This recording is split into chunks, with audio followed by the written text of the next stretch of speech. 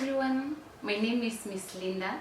I'm a special needs teacher, child neuropsychologist, and also doing speech and language pathology.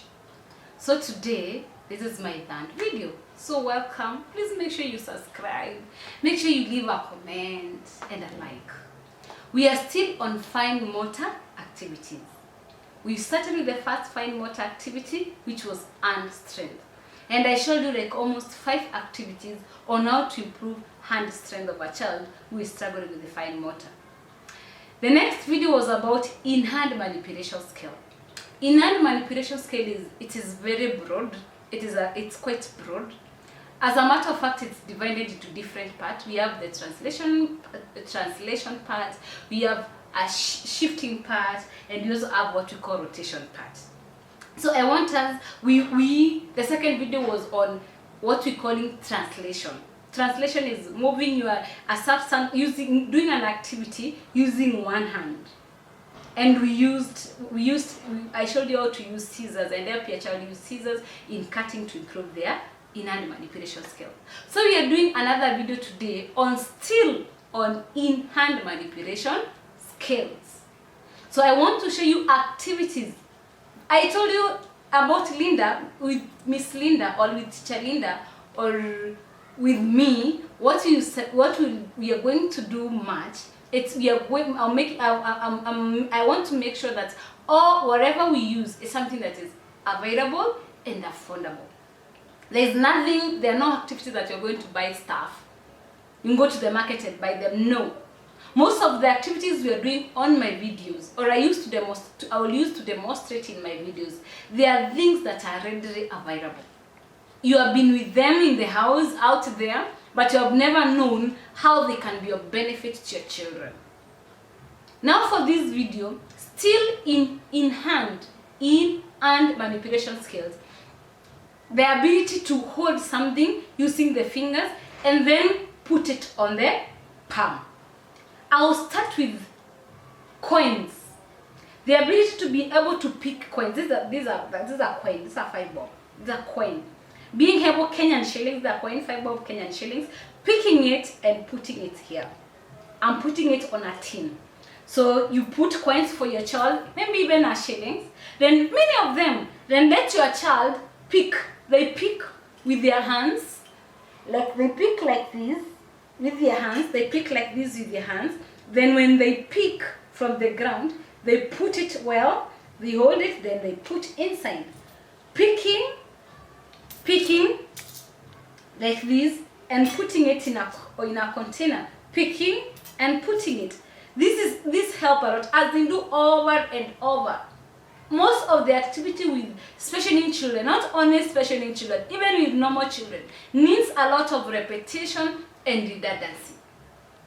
Most of the things I've achieved, most of my achievement, they're the ones that I was willing to do a lot of repetition, redundancy, and practice. So also you there as a parent, don't like give them few coins and they're done and it's like that. No. Give them so many coins. Let them do even that activity for 5 to 10 minutes. Picking and putting it. As they pick, they grasp it well, they put it. They grasp it well, they put it in a container. You can now proceed. You see, my tin, it's small. It is a small tin. So they are not struggling a lot from picking and putting it inside. They are not struggling a lot from picking and putting it. If you feel they are not struggling, they are able to do this with a lot of ease, you can proceed to a more tin, which is bigger. Like this one I'm holding. This is a bigger tin. So your child can pick and make sure they put their hand inside to put the coins inside. Picking, putting on the thumb, and putting inside. Picking with the fingers, putting it on the palm, inside. Picking with the fingers, going through the palm, so that they have to put it inside the tin. This is of much struggle compared to using this tin. But you have to start with this tin so that it can be easy for them and interesting. So that now you can proceed to this. We say it simple to complex. Now, if your child is able to do that, that's the first activity. You can proceed to the next activity. We can now the next activity. Now in this next activity, you're not going to use coins. No. we are going to use something else that is readily available. And do you know what is that? Stones. Oh yes, stones. Stones helps a lot in manipulation activities for children. Yes, they do. So you can start with the smaller tin, so that they don't give up or feel discouraged when they are starting the activity. So your child can now pick the stones. You can have as many stones as you can. Have as many stones as you can. So you pick this stone, let them put on the tin. They pick, put. They pick and put. And let them do that over and over. So for 5 to 10 minutes. Start to finish. Let them finish all the stones that you have put for them.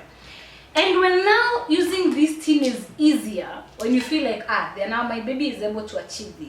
Now there are other activities that they can do. Use this now tin. Change from the smaller tin to the bigger tin.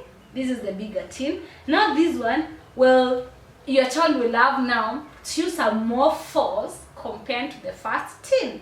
So this one they pick as they put inside. I know at your home you have these tins. They are horrible. You can even borrow your neighbor if you don't have one.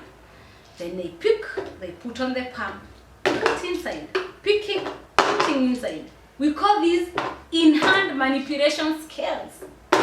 In-hand manipulation skills. If your child has the issue with their fine motor, holding them and putting them into the tin. And they can do that activity over and over and over. Those are two activities, in-hand manipulations activities, that your child can do to help them improve their fine motors. No, this is not a one-day thing. You do this is not one thing you say, Miss Linda, I did this and my child's fine motor activities are not improved. The activities will explore. I will do several activities on fine motor, because this is one area that affects children with special needs and children who are typical and atypical children. So these are activities that you need to do over and over.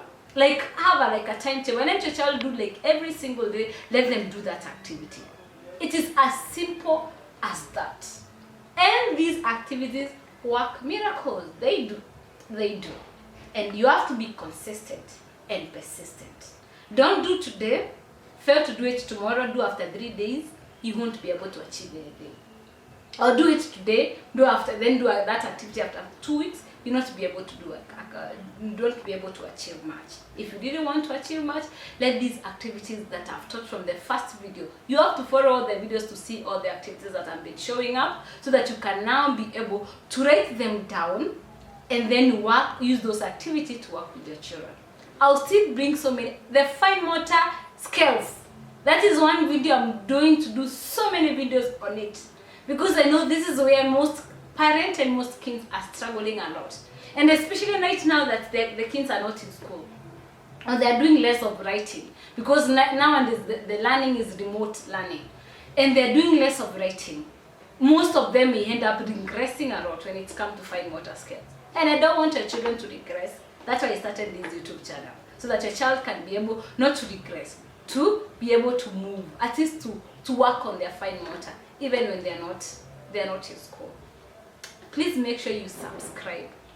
Also tell a friend to tell another friend. All the friends who have children, all the friends who doesn't have children. Also teachers. Tell a teacher to subscribe on my channel, and they will learn 1 or 2 things to help their children, either in kindergarten, elementary. Tell them, let them subscribe, let's learn together. There. Thank you. See you on the next video.